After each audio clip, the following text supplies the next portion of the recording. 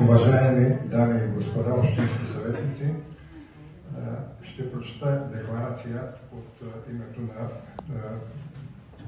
групата на Възраждане в Общинския съвет, която е по повод на 109 години, навършват се на 24 април, от геноцида, който се започна срещу арменците.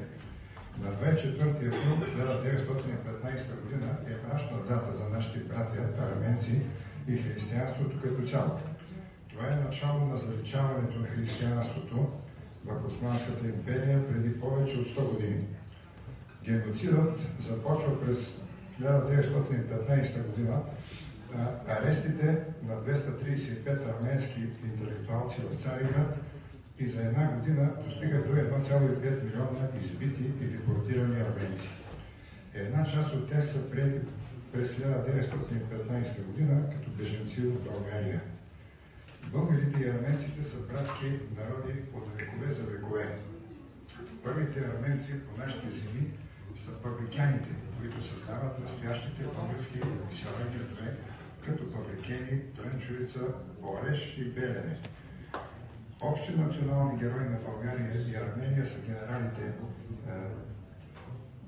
Каракин, Наждех и Антраник Озанян, които в ранните етапи на Първата световна война командват първия арменски доброволчески батальон и ги въвеждат в рамките на Руската императорска армия срещу Османската империя.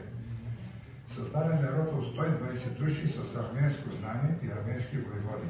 Желаещите са много повече и десетина млади арменци от Кавказ и Европа се отзовават на призива, след което тя достига 273 души.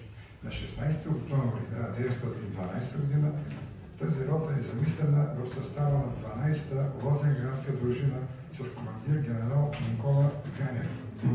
Командир на арменската рота е подпоручик Каракин Наждех, национален герой на Армения и България с военно образование в България. След много победи Антраник Озанян получава най-високото държавно отличие Златен кръст за храброст. Неговата единствена къща и паметник в България се намират до днес в квартал Галата, Варна.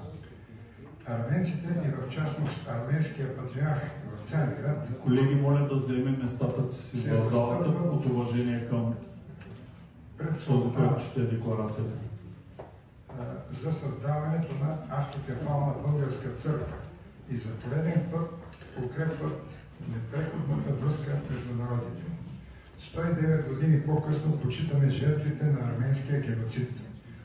Днес отново сме свидетели и на повторен геноцид над коренното арменско население в Арцах, Карабах, което беше насилствено депортирано преди 6 месеца в рамките на 10 дни. Арцах никога не е бил част от независим Азербайджан.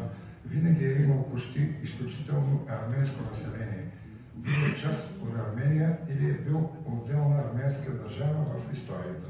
Той е част от ареала на първоначалния етногенезис на арменците и там многократно е извършван геноцид срещу тях.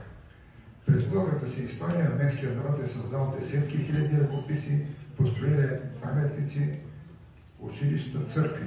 Най-старите арменски църкви в Силистра и Русе са на повече от 400 години. И докато в България запазваме това културно наследство, то в